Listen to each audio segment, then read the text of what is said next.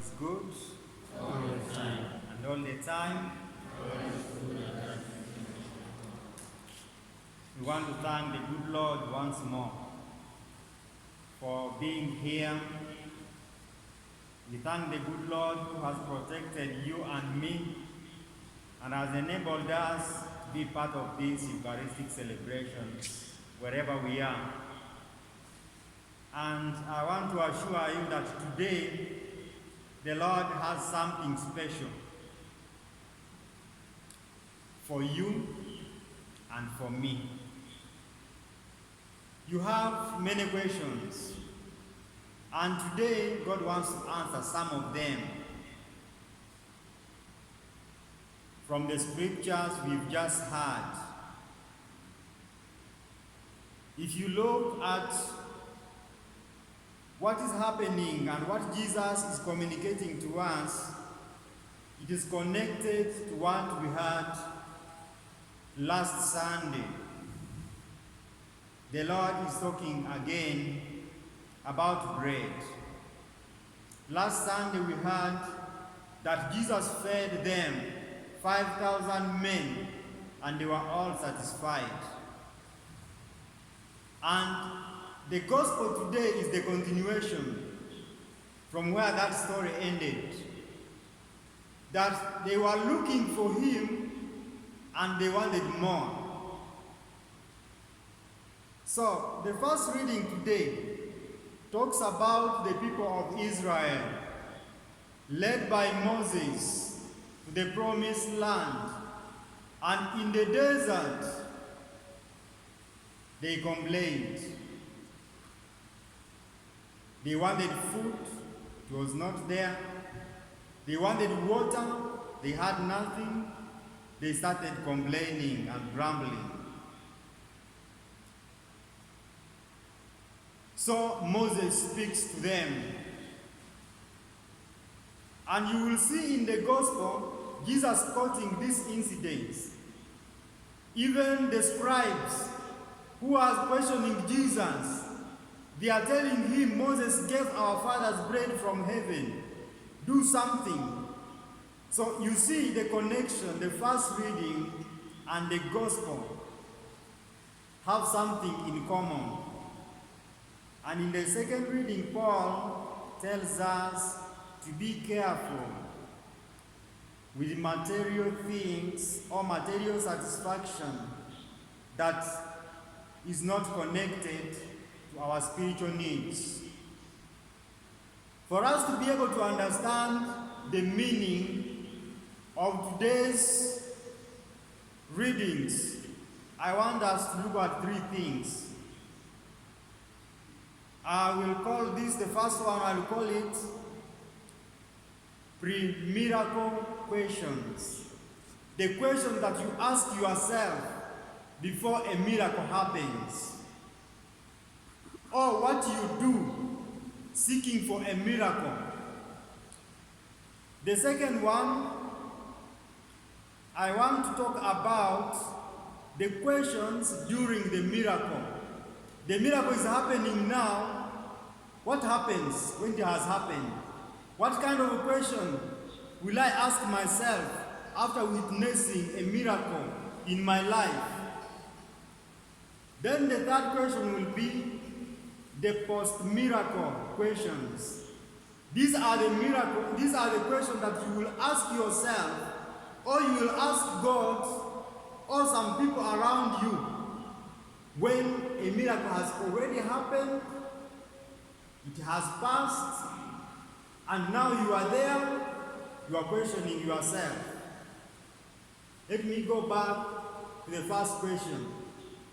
Miracles, the questions before miracles.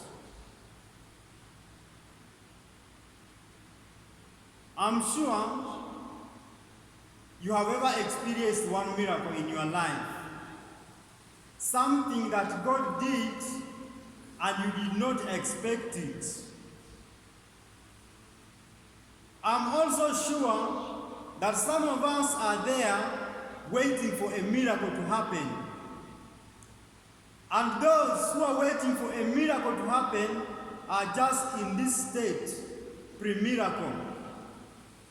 They are waiting for it. You are praying that something should happen to you. You are praying that you should get something.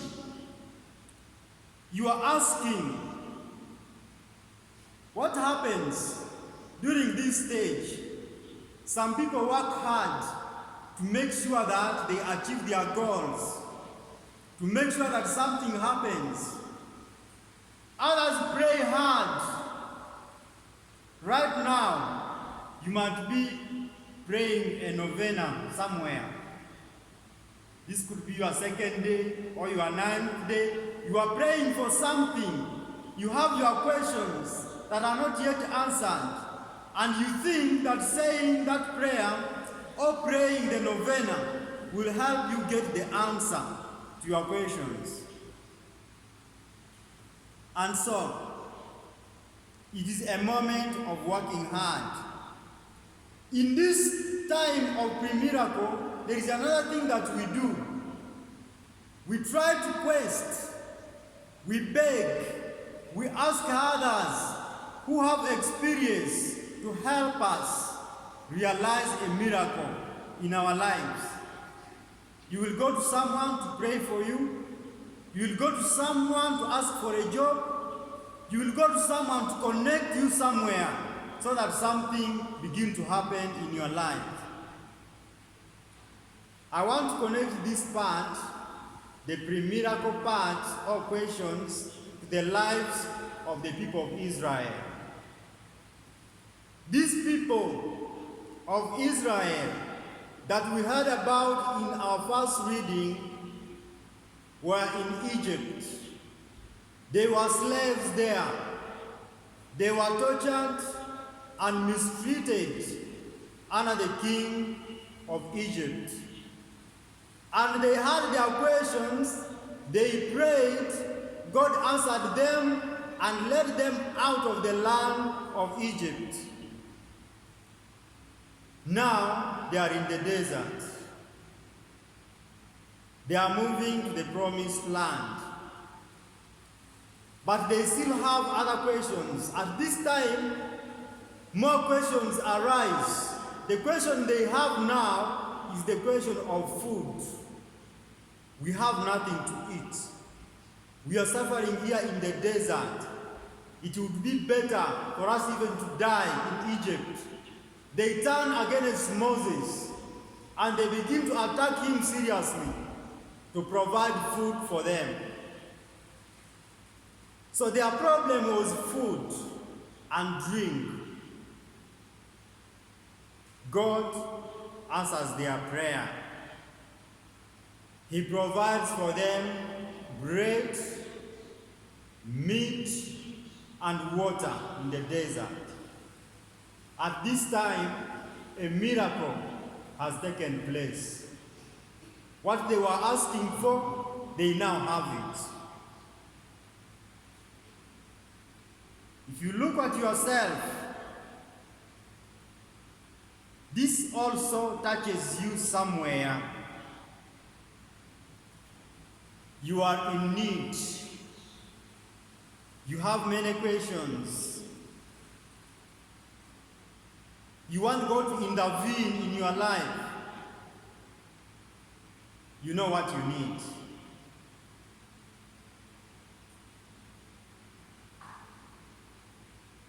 I want to talk about what about when it has happened. This is the second question that you ask yourself, the miracle period. For the Israelites, a miracle happened and God gave them bread, water, and meat in the desert. They did not expect these things. If you have ever gone to the desert, a place where you expect nothing, not even a green grass, everything is dry, and suddenly God performs something there. He gives them bread from heaven, He gives them birds from heaven as meat, and from the rock, water comes out for them to drink. So during this period of miracle, a miracle has happened in our lives. What do? We are taken up with a sense of wonder. We begin to glorify God. And sometimes we begin to say, is it me that is experiencing this? We are told the Israelites ate bread every day and they left over something. We are told that they had meat. Every day they would slaughter and eat, and something remained. We are told that they had water in the desert. They would drink, they would shower, they would enjoy life. And at this time, they felt good. My dear brothers and sisters, I'm sure God has ever answered something. God has ever answered you. There was a time when you were asking for a husband, you were asking for a wife, you were asking for a job, you are asking God to heal you, you are asking for children, for a house, for a car, and these things God has given them, or at least one or two of these things. Even you, a miracle has taken place in your life. And you remember that very well. And when it happened, you glorified God. Remember the joy you had when you entered that house. Remember the joy you had when you drove that car for the first time. Remember the joy that came to your family when you had your firstborn and your secondborn. Remember that joy on your wedding day. A miracle took place. You had prayed, you had asked for that for so long, and God came and did something special in your life. Even that job you have, the titles you now have, you are a Nalongo, you are a Salongo. All those things come from God. You asked for them and God has given you.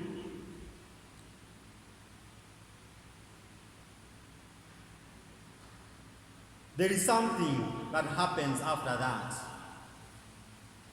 Have you remained grateful to God? When you look at your old car, now it is old, what comes to your mind? When you look at your old husband or your old wife, what comes to your mind? When you see your neighbors having better things than you have, what comes to your mind? Are you still grateful like at first? And then this leads me to something else, the third question. The post-miracle questions. It has happened, you have witnessed it, and so what? After a miracle, something begins to happen to us.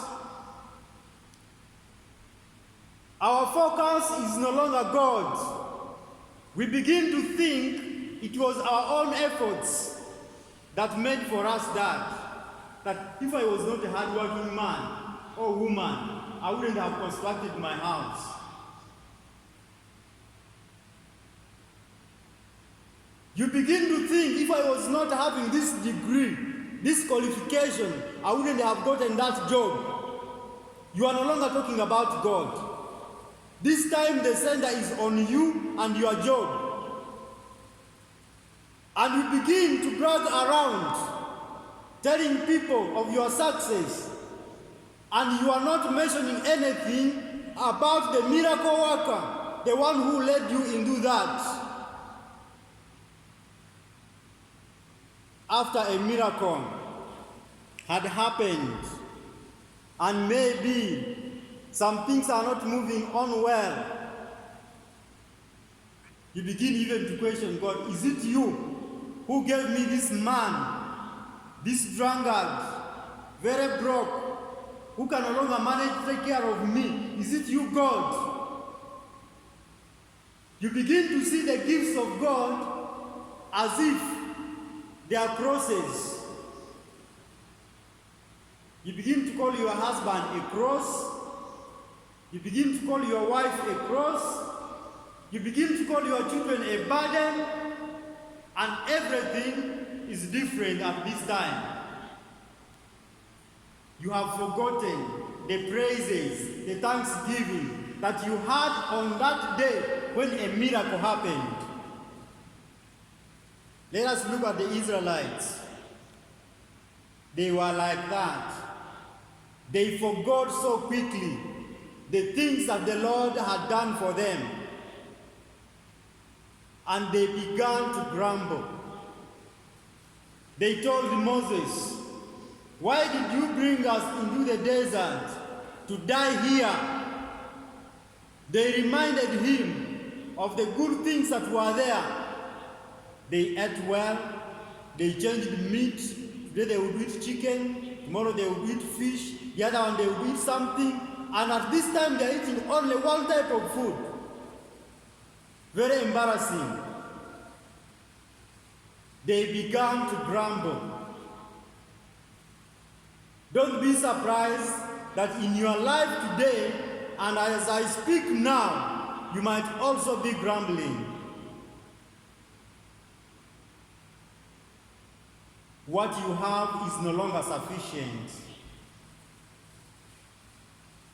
Your wife is no longer enough for you. Your husband is not enough at this time for you. You are grumbling. Why did you give me this? The Israelites said it would be good if we remained in Egypt. Maybe at this time you also said it would be good if I remained single without this man or this woman. There are moments when you even say it would be good if I have no child. Now you have them. They are there in your compound. You wished you were having no children. You have forgotten the joy that came to your family when that child was born. This is what happens in the post-miracle situation. And I want to tell you, you might be there, and I might be there. We have forgotten the greater things that God has done in our lives. Jesus explains this very well in the gospel.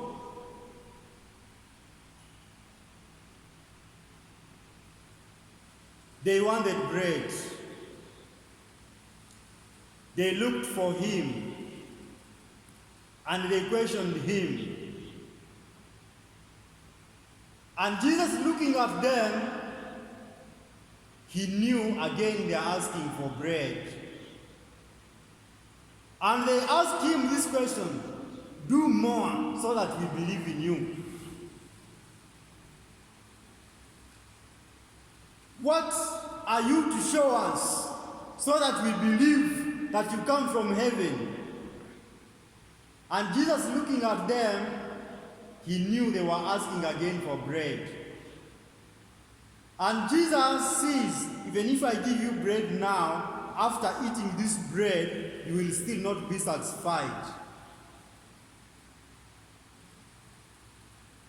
Do you know what is happening to you now? You are also asking for another house. This one is old. and every day you are going to God, do something. Sometimes we condition God, unless you do this. You are conditioning God, if you don't do this, I will not give my chimuchekumi. Today is a tithing Sunday, by the way. Something might be in your pocket, and you don't want to give it because you have conditioned God. He has not worked on your things, and you are telling him, this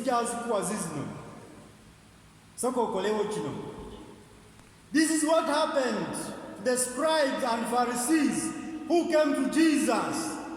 He had fed them the other day, but they still wanted more. And they come and question him, what do you show us? Which miracle, which sign do you perform so that we believe in you? We turn against God. We human beings can never be satisfied of the things that we get. And every day we want more. We want more. We want more. No satisfaction. And Jesus wanted to give them something that will satisfy them. Not these things you eat today and tomorrow you need something.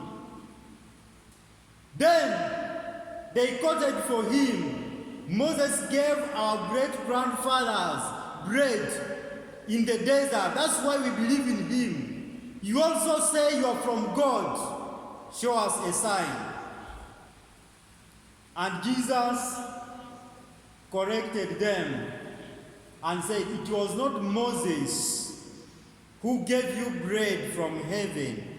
It was my Father who is in heaven who rained bread from there, and your great-grandfather ate and left something over. And then he turned to them. He says, the same Father wants to do something. The same Father who gave you bread from heaven, who gave you meat from heaven, who gave you water from the rock, has done something more than that. He has sent bread. This time, not like the one your fathers ate and they remain hungry. That the bread that God has given now is his Son, who is the bread of life. And whoever eats this bread of life will never hunger or thirst anymore.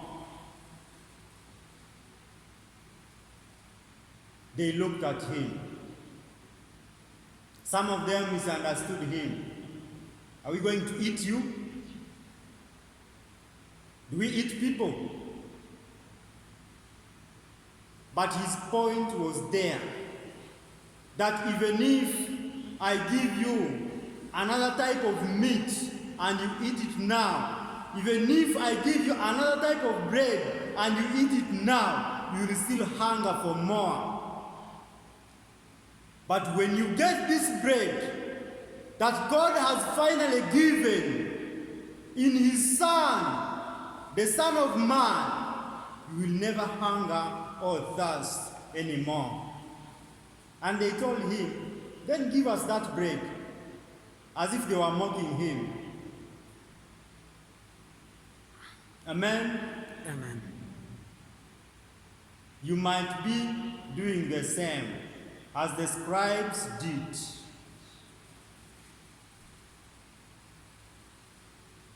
You might be questioning, you want something new? New house is not coming. Your car is old, the new one is not coming. You even want to change the things that cannot be changed. You want a new husband. You want a new wife. Maybe you have even attempted somewhere to get someone.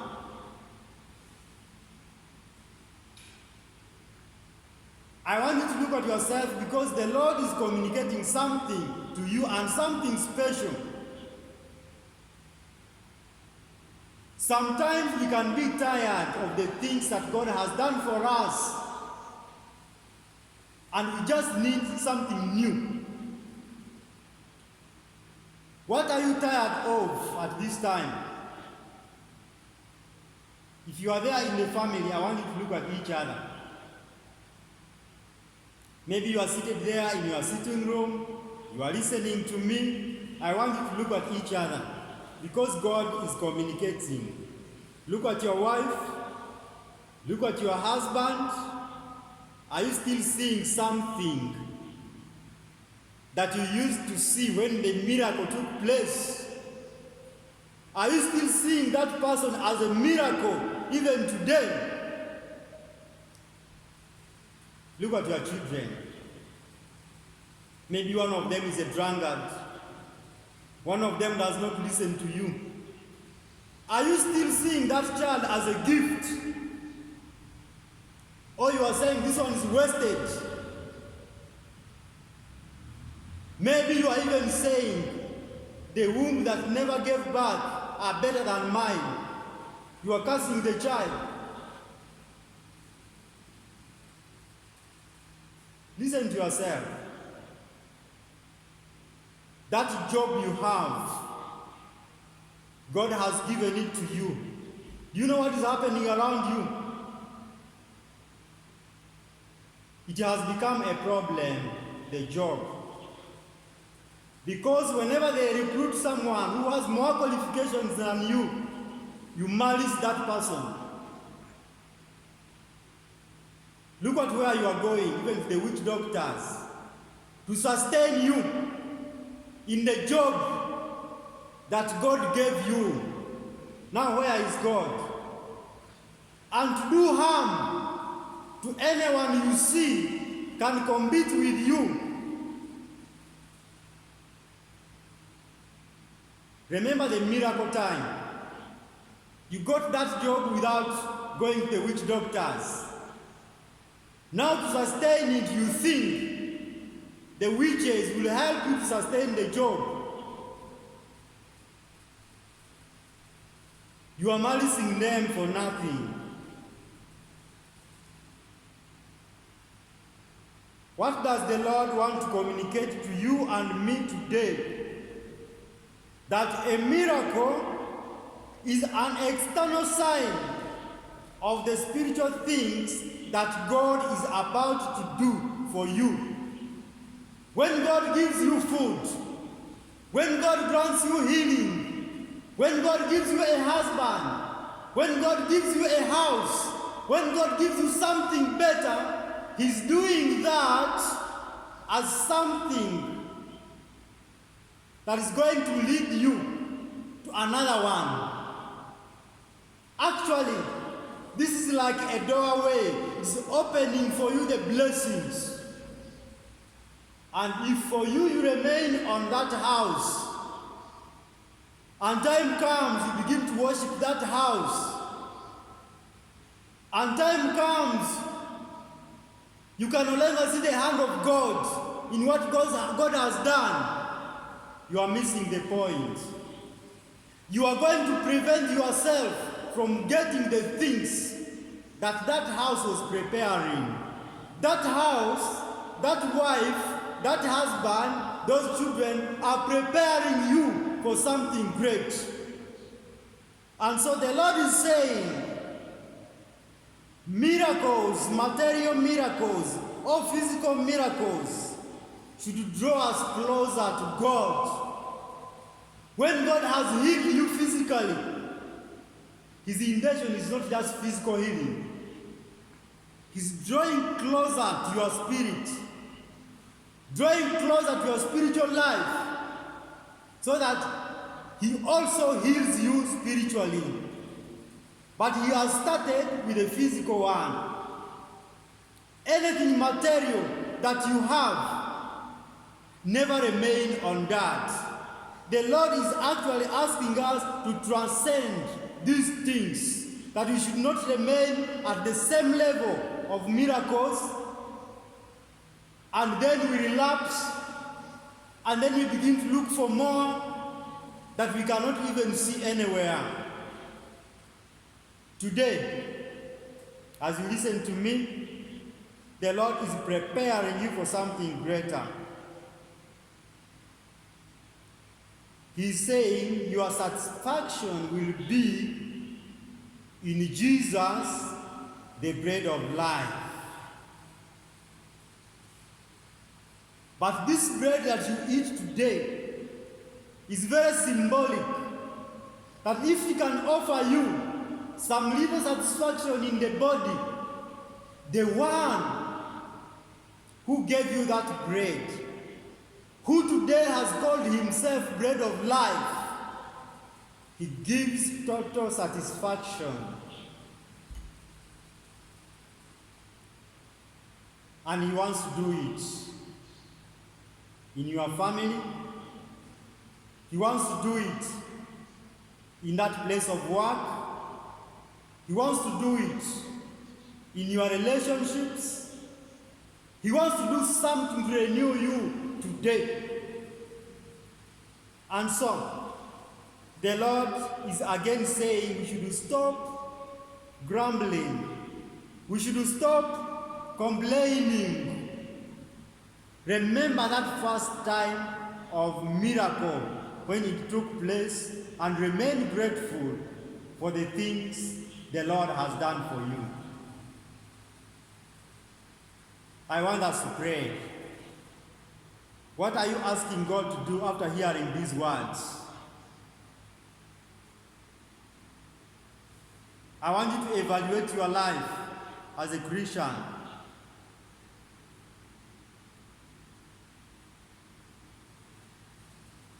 Come back home and begin to appreciate your wife and your children, or your husband and your children. Today, you will see them in a special way.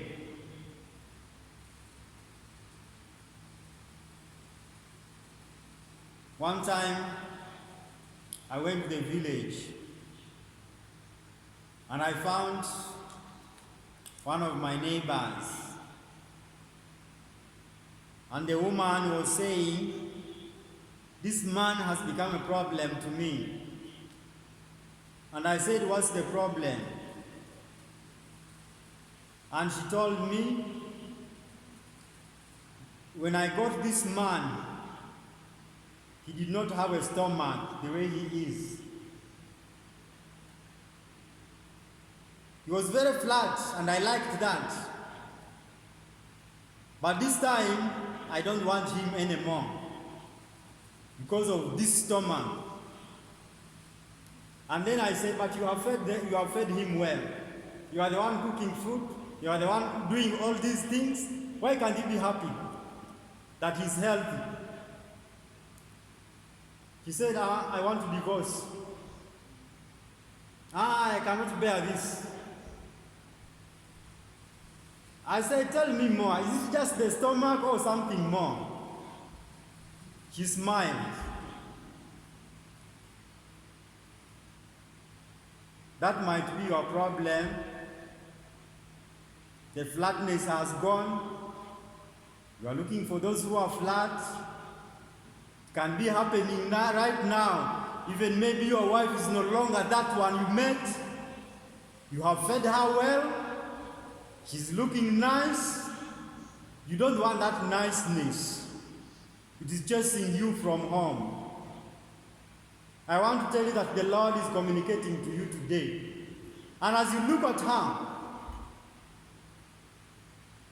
you will see her different. She's the one, the very one, the same. And I want you to begin to appreciate taking care of her in a good way, so that now she looks the way she looks. Let us pray for ourselves that the good Lord will help us to understand these things, that we will learn how to appreciate what God has given to us and always remain faithful to Him. Heavenly Father, I thank you for your children. You have taken us from afar. You have performed miracles in our lives, and you continue to do more. Father, we are sorry, for we are no longer grateful to you. We ask for your pardon and mercy.